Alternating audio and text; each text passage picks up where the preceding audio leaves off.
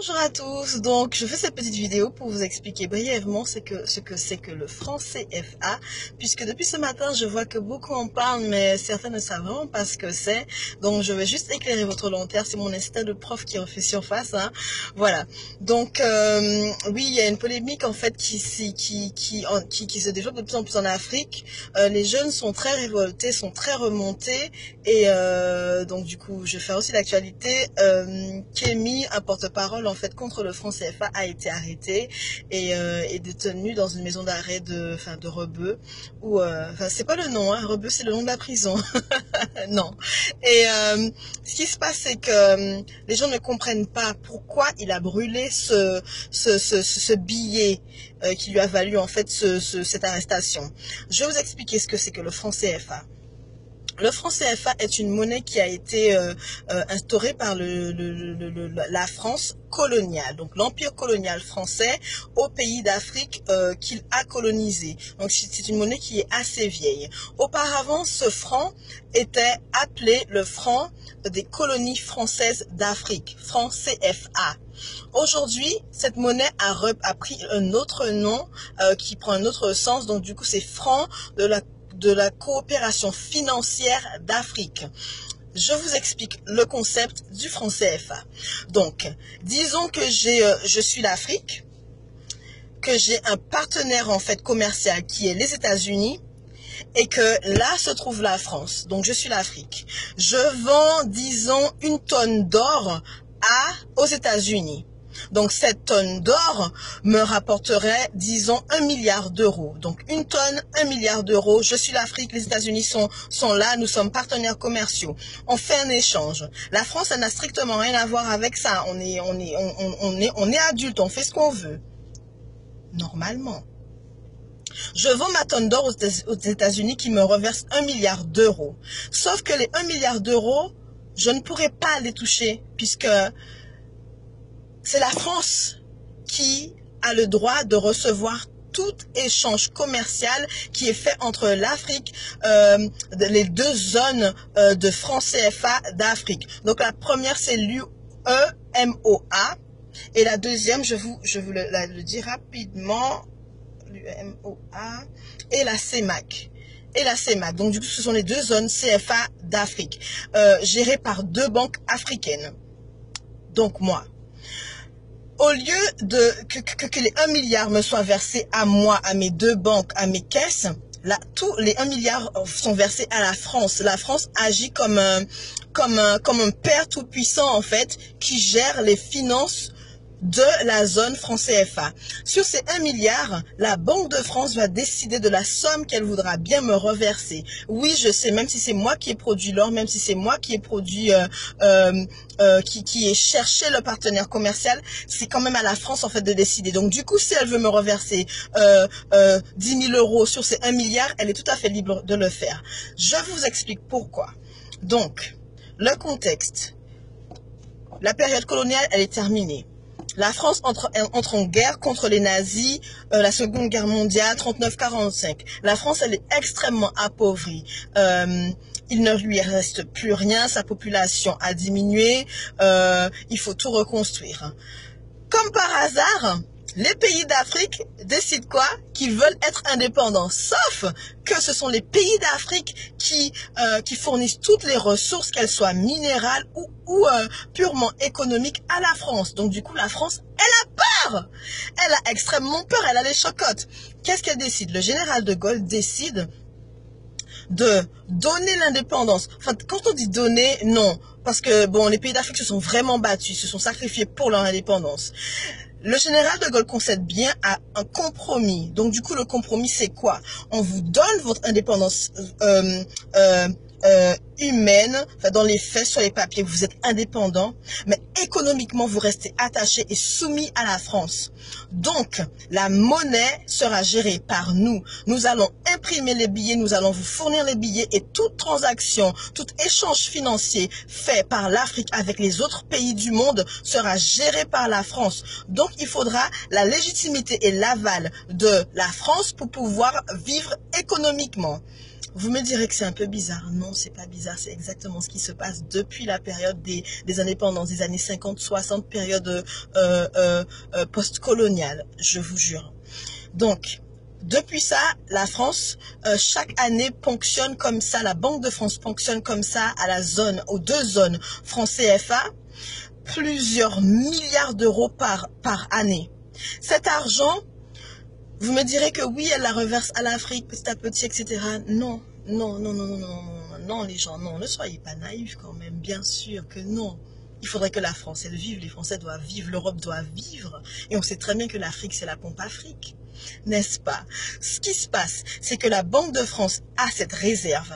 Et à chaque fois que les deux banques ont besoin d'argent, elles doivent demander à la France, est-ce qu'elles peuvent bien avoir un prêt? Est-ce qu'elles peuvent bien avoir recours à cet argent pour pouvoir, par exemple, construire des écoles, construire des hôpitaux, construire des routes, investir en fait dans des entreprises, booster les startups, aider les jeunes, enfin, etc. Il faut que l'Afrique demande à la France d'avoir accès à cet argent.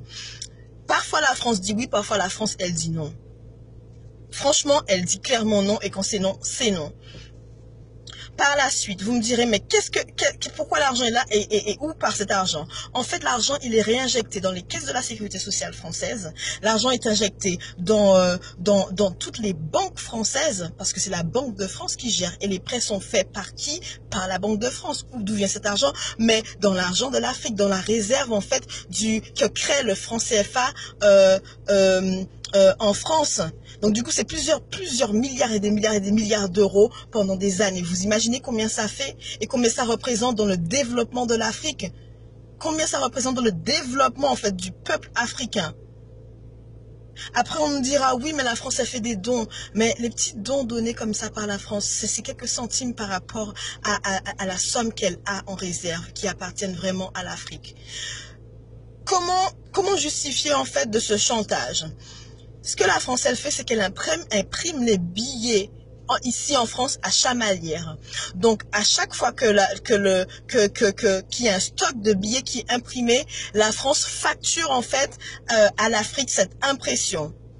Vous me direz, mais oui, mais l'encre et le papier, ça coûte pas aussi cher, ça coûte pas des milliards. Effectivement, ça ne coûte pas des milliards. Mais pour justifier de cela, la France dit à l'Afrique, on imprime les billets, donc c'est nous qui décidons combien nous allons vous donner et combien on prendra sur la réserve légalement. Légalement. D'accord? À chaque fois qu'un chef d'État est élu par le peuple et veut sortir ce peuple de ce chantage économique et de cette agressivité coloniale, il est soit tué, soit il y a un coup d'État qui est toujours orchestré par les pays européens. Et on nous dit, ah oui, mais c'est un dictateur. Sauf que le vrai dictateur, il ne dit pas son nom. Le pompier pyromane ne dit pas vraiment son nom. En réalité, il sait exactement qui il est et ce qu'il fait. C'est un système qui est organisé. C'est un système qui est un peu semblable au système qu'on a instauré aux Antilles où ce sont les béquets qui contrôlent tout. Ils font flamber les prix de l'agroalimentaire et les autres n'ont pas le choix. On est obligé de survivre, on est obligé de vivre. Donc on fait quoi? On paye. On nous fait croire que c'est l'octroi de mer qui justifie en fait ces taxes exorbitantes. En fait, en réalité, ça ne coûte pas si cher de faire venir un produit d'ici à aller là-bas. Non, on aurait pu également se fournir en denrées alimentaires et en pétrole, soit au Venezuela ou dans toute l'Amérique du Nord et du Sud. Mais on ne nous le permet pas. Comme au temps de la colonisation, durant la période coloniale où les îles n'avaient pas le droit de commercer entre elles, où les esclaves n'avaient pas le droit non plus d'avoir des rapports avec des esclaves d'autres îles, puisque sinon ça créait une sorte de solidarité et l'unité, ce qui mettrait en péril le pouvoir colonial. C'est ce qui se passe toujours en Afrique. Voilà pourquoi Kémy est aussi révolté, voilà pourquoi la jeunesse africaine, elle est aussi révoltée. Leur argent est pillé. En plus de piller l'uranium, le pétrole, l'or, le diamant, le nickel, le cuivre, le fer, le bois, enfin toutes les ressources minérales de la terre-mer, ils pillent également l'économie des pays. Donc du coup, la France fait un chantage en fait. Elle prend à la gorge comme ça les pays de la zone franc CFA et elle dit de toute façon vous n'avez pas le choix. Vous avez signé durant l'indépendance, donc du coup vous n'avez pas le choix. Entre nous, La France, elle produit quoi? La France, elle produit les raisins, les pêches, les pommes, le fromage et le blé. C'est tout. Pourquoi la France est-elle aussi puissante alors économiquement? Sans l'Afrique, la France ne serait pas ce qu'elle est. Et tous les présidents l'ont dit. Jacques Chirac l'a dit. Quand Sarkozy dit dans son discours que l'Afrique n'est jamais rentrée dans l'histoire de l'humanité, Sarkozy oublie de dire que, en fait, l'Afrique ne peut pas entrer dans l'histoire parce qu'en fait, l'Afrique est l'histoire. L'Afrique est à la source de toute vie. L'Afrique, elle continue, elle est la mer qui continue à nourrir tous les pays. Tous les pays du monde, regardez la néocolonisation qui se passe maintenant en Afrique avec la Chine. La Chine, elle s'y met. Les Chinois ont compris que sans l'Afrique, ils ne pourront pas monter pour pouvoir détruire les États-Unis. Donc du coup, ils sont en train d'envahir l'Afrique. Ils sont en train de piller l'Afrique par des prêts, par des systèmes de construction de bâtiments de routes, etc., mais que l'Afrique ne pourra pas rembourser. Le franc CFA, c'est le chantage qui permet à tous ces pays de venir violer encore l'Afrique. Allez vous renseigner sur Internet pour savoir combien vaut un franc CFA en euros. Des centimes. Des centimes. Lorsque les jeunes, là, ils veulent créer une entreprise, bâtir une maison, créer quelque chose, mais ils doivent venir avec des sacs d'argent. Ils viennent avec des sacs de billets parce qu'en fait, le billet n'a pas de valeur. Votre billet de 500 € là, vous ne savez même pas combien ça représente là-bas. Alors qu'en réalité, toutes les ressources sont faites là-bas. Quand on dit que les Noirs sont pauvres, les Noirs ne font rien, ils sont fainéants. C'est pas vrai. C'est qu'il y a un système de white supremacy, comme je dis en anglais, qui est instauré pour pouvoir continuer à utiliser un peuple, le soumettre, le détruire et s'enrichir sur ce dos de ce peuple. C'est un système qui est instauré. Quand je vois qu'on incarcère Kémy parce qu'il a brûlé ce billet, là, je crois qu'on a vraiment... on a dépassé les limites. Là, c'est la petite goutte d'eau qui fait déborder le vase. Sauf que, on peut, comme on dit en anglais, you can kill a revolutionary, but you cannot kill the revolution. On peut tuer un révolutionnaire, mais on ne pourra jamais tuer la révolution. Parce que des révolutionnaires, il y en a dans chaque génération. On est là. On est là, on peut pas faire autrement que de parler de ce qui se passe. Partout où je vais aux États-Unis, je vois la même galère, je vois la même misère dans les yeux de mes frères et de mes sœurs. Au Venezuela, au Brésil, en Afrique, aux Antilles, partout où on va, aux États-Unis, partout où on va, au Canada, c'est toujours la même chose. C'est toujours la même chose. Après, quand on en parle, on nous dit, oui, mais tu es raciste en fait. Oui, mais tu es raciste contre les Blancs. Écoutez-moi, le racisme anti-blanc n'existe pas. Puisque c'est quoi la définition du racisme? Le racisme, c'est un système d'oppression qui est créé pour pouvoir bénéficier à un peuple au détriment d'un autre, sous prétexte de sa couleur de peau. C'est ça le racisme. Et le seul peuple qui souffre de ce système est le peuple noir. Donc un noir ne peut fondamentalement pas être raciste. Donc arrêtez de dire que les gens sont racistes quand ils parlent de ça. Ça n'est pas possible. Vous savez que la France est devenue le deuxième pays le plus puissant quand on parle de territoire maritime. Vous savez ça? Avec toutes moi je les appelle les colonies, on est encore des colonies, la Guadeloupe, la Martinique, la Guyane, Mayotte, Saint-Pierre-et-Miquelon, la Réunion, enfin la Polynésie française, on demeure une colonie, puisque chaque navire marchand, chaque navire, enfin bateau touristique, paquebot, chaque sous-marin de guerre, chaque pays qui passe sur le territoire maritime de la France reverse une taxe à l'État français. Donc la France continue à s'enrichir sur notre dos. La France, elle continue à s'enrichir sur le dos des nègres. Peu importe que ce soit des nègres d'Afrique ou des nègres de la diaspora, elle continue à s'enrichir. Donc, le pompier pyromane ne dit pas vraiment son nom, il ne dit pas qui il est, mais il est là. Il est là. Et si on continue à faire les bisounours, si on continue à dire « Oh mon Dieu, mais Kémy, il est trop révolutionnaire, il exagère, il est trop agressif. » Écoutez, nos enfants, si on ne fait pas ce qu'il faut faire, si on ne leur donne pas la conscience, révolutionnaires et réactionnaires, ils seront des nègres faibles, ils seront des mendiants. On continue à nous faire croire dans le monde que le nègre est le mendiant de l'humanité. Ça, c'est pas vrai. On a inventé les sciences, on a inventé la politique, on a inventé la société, on a inventé la hiérarchie, on a inventé l'astronomie, on a inventé les mathématiques, on a inventé l'écriture, on a inventé même la lumière. Et tout le monde le sait. La Grèce antique s'est inspirée de l'Égypte pour pouvoir créer tout ce qu'elle a créé, tous leurs fameux philosophes, tous les Socrates et compagnie. Ils ont été où prendre ces écrits? Ils ont été en Égypte les prendre. Quand ils pillent les tombes, quand ils pillent en fait tout ce qui appartient à l'Afrique, ce n'est pas pour piller et les brûler, non, c'est pour piller et répliquer.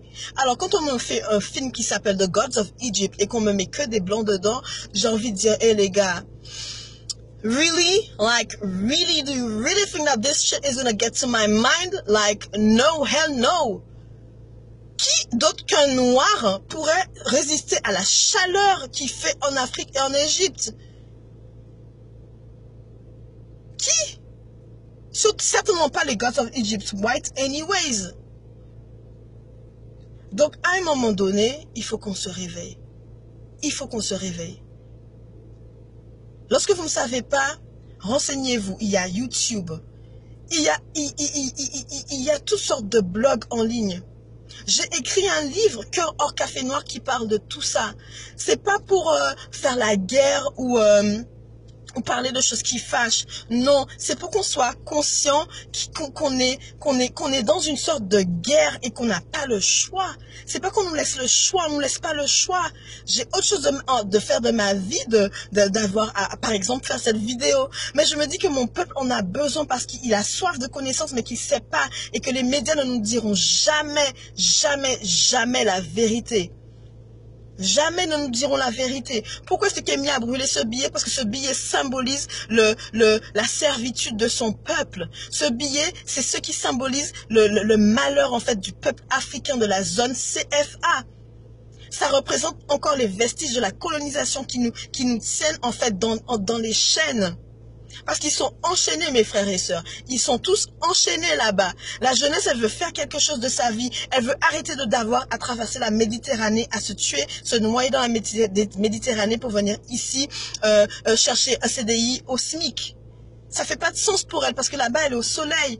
Ici, elle doit affronter l'hiver, elle doit affronter le racisme, la discrimination. Les enfants sont maltraités, ils sont tabassés à l'école. On les traite de sales nègres. Non, c'est pas une vie. Et pourtant, pourquoi est-ce qu'on vient ici? C'est parce qu'on n'a pas le choix. On n'a pas le choix. On ne nous laisse pas le choix de pouvoir décider pour nous-mêmes. À chaque fois qu'il y a un chef d'État qui vient pour pouvoir libérer son peuple, on le tue. Ou sinon, il y a un coup d'État et on dit « Ah oui, non, mais c'est un dictateur ». Mais on ne nous dit pas qu'en fait, lui, il avait repéré que les campagnes de vaccination, c'était simplement pour inoculer l'Ebola, le sida, le Zika, toutes ces choses-là au peuple pour pouvoir contrôler notre fertilité. Parce que c'est vrai que nous, les Noirs, notre richesse, c'est faire des enfants. Comme il dit Emmanuel Macron, la femme noire, le problème de l'Afrique, c'est faire des enfants. C'est pas vrai. C'est ça qui nous sauve, justement. Parce qu'à chaque fois qu'une génération meurt, mais la génération qui vient après, mais elle est encore plus fertile. Donc, du coup, ça les emmerde. Ils n'arrivent pas à piller comme ils voudraient piller parce qu'il y a trop de monde. On est trop nombreux. Donc, la polémique qu'il y a aujourd'hui autour du franc CFA et autour de Kémy Séba et tout ce qui se passe en Afrique, il faut correctement vous renseigner. Ça ne tombe pas du ciel, c'est pas quelque chose qui vient, qui est né aujourd'hui, non. C'est quelque chose qui est là. Et si on lutte, c'est parce qu'il y a raison, il y a une raison de lutter. La génération qui vient après nous, elle a besoin qu'on lui laisse des écrits, qu'on lui dise comment faire. Elle a besoin d'être éduquée. Intellectuellement et également financièrement. Elle a besoin d'être libre dans sa tête. Elle a besoin de s'affranchir en fait des stéréotypes, des clichés en fait que créent les médias. Non, les Africains sont pas des fainéants. Non, ils se tuent pas à la hache. Non, c'est pas des singes qui grimpent dans les arbres ou qui vivent dans la jungle. Non, c'est pas vrai.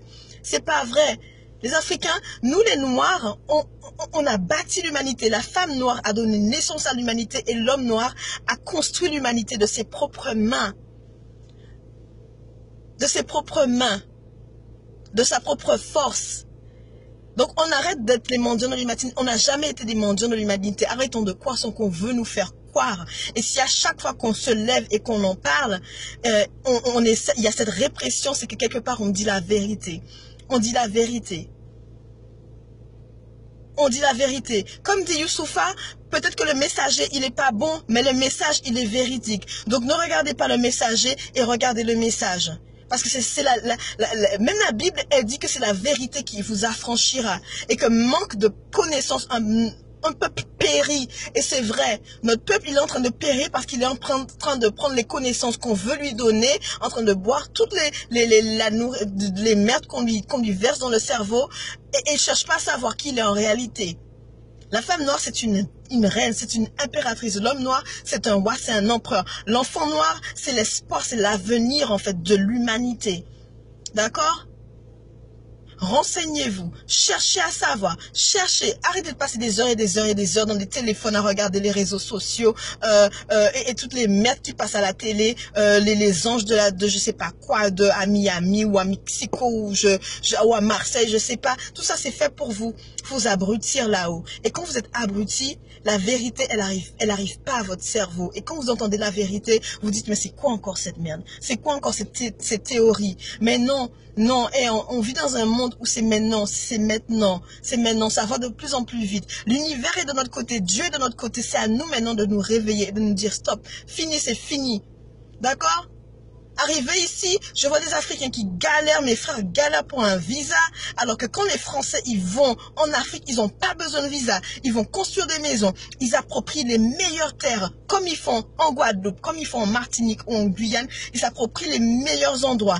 Et en plus, on devient persona non grata sur nos propres terres. Par contre, quand on vient ici, c'est affronter le racisme, affronter les clichés, affronter les préjugés, avoir à justifier tout le temps. Oui, je suis noire, mais je ne suis pas là, je suis pas une pute ou je suis pas là pour les papiers. Laissez-moi tranquille. Hein? Les frères africains, la même galère. La même galère pour un visa, il faut avoir 10 000 € sur son compte pour pouvoir justifier de visa étudiant. C'est quoi cette galère? C'est quoi cette merde? Alors qu'ici, Marion Maréchal Le Pen, celle qui ne voulait pas voir les Noirs en France, elle se trouve où? Elle se trouve au Gabon, au soleil. Au soleil. Mais elle disait qu'elle ne voulait pas voir les Noirs. Vous ne voyez pas que ça, c'est juste une stratégie? C'est une stratégie. À chaque fois qu'on s'aime, à chaque fois qu'on commence à parler pour nous-mêmes, à se réunir, soit on sabote nos entreprises, soit on essaie de faire croire aux autres qu'on est des racistes, que être pro-noir, ça ne veut pas dire être anti-blanc. Simplement, ça veut dire qu'on connaît la réalité, qu'on connaît la vérité et qu'on est pour nous, pour construire notre propre communauté, pour bâtir un avenir meilleur pour nos enfants. Il faut qu'on arrête de faire l'amalgame quand même. Arrêtons de faire l'amalgame. Il est temps qu'on se réveille, qu'on arrête de s'abrutir, qu'on se réveille et qu'on cherche à savoir. Il y a des livres, il y a YouTube, il y a Internet, il y a tout, il y a tout. Il y a tout. Il y a tout.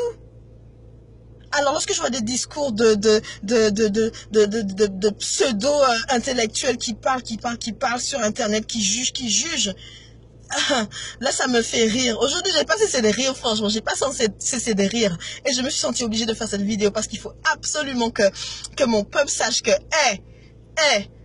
on n'est pas ce qu'on veut nous faire croire qu'on est. Non, on est bien plus que ça. On est l'avenir de l'humanité, on est l'avenir du monde. Il serait temps de marcher la tête haute.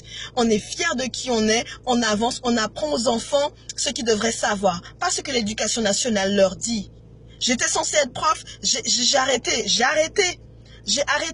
Parce que ce qu'on reverse dans le cerveau des enfants là, c'est de la merde. C'est de la merde en bouillie. C'est de la merde, il est temps d'éduquer nos enfants. Il est temps de les éduquer, il est temps qu'on puisse se réveiller. Mais si nous-mêmes, on n'est pas éduqués, qu'est-ce qu'on va transmettre aux enfants? Rien du tout. Rien du tout. Il est temps qu'on se réveille. Il en est vraiment temps. Enfin, j'étais partie pour faire une vidéo de 2 minutes, ça fait 23 minutes exactement, donc je vais vous laisser. N'hésitez pas à me laisser un DM sur mon Instagram, dans mon Instagram, ou un MP dans Facebook, m'envoyer un mail, ou m'appeler, ou m'envoyer un texto, enfin peu importe, pour me faire savoir ce que vous en pensez. Moi, c'est mon avis, c'est mon opinion. Après, c'est mon opinion, c'est comme l'individu, c'est unique. Hein, donc, c'est mon opinion à moi. Laissez-moi savoir ce que vous en pensez. S'il y a des choses que j'ai oubliées ou quoi que ce soit, vous me dites. Vous me dites, c'est un débat et j'adore les débats. Franchement, j'adore les débats. Ça enrichit. Et n'hésitez surtout pas. Je mange pas. Je ne suis pas cannibale. Donc, ne vous inquiétez pas. Ok? Merci de m'avoir écouté.